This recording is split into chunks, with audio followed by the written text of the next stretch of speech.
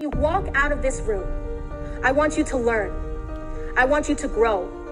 I want you to be perceptive. And most importantly, I want you to inspire.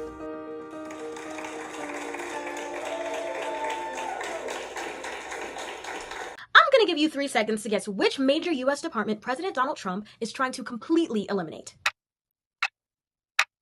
If you said the Department of Education, congratulations! Unfortunately, you are correct. Let's talk about what's happening right now, what the impact is, and why this is a big deal. The Department of Education was created in 1979 under President Jimmy Carter to make education a national priority. Donald Trump claims that eliminating the Department of Education is about returning power to the states. But in reality, this department handles everything from federal student loans to special education programs to civil rights protections for students. According to the federal law, the IDEA, the Individuals with Education Disability Act, people with disabilities have a right to a free and appropriate education. In fact, $15 billion were sent to schools last year to make that happen. However, now Donald Trump is trying to switch the responsibility, which is supposed to be for the Secretary of Education to handle this act, to the Secretary of Health and Human Services, Robert F. Kennedy, this guy. The ASD prevalence rate in 8-year-olds is now 1 in 31. Shocking.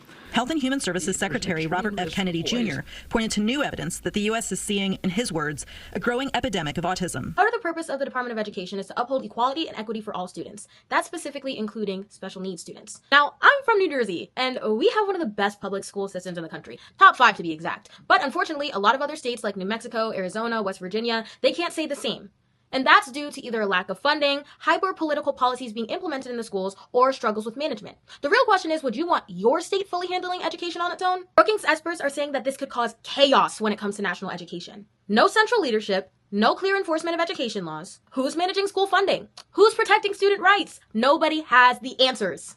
And let's be honest, not every state is built the same when it comes to educational access.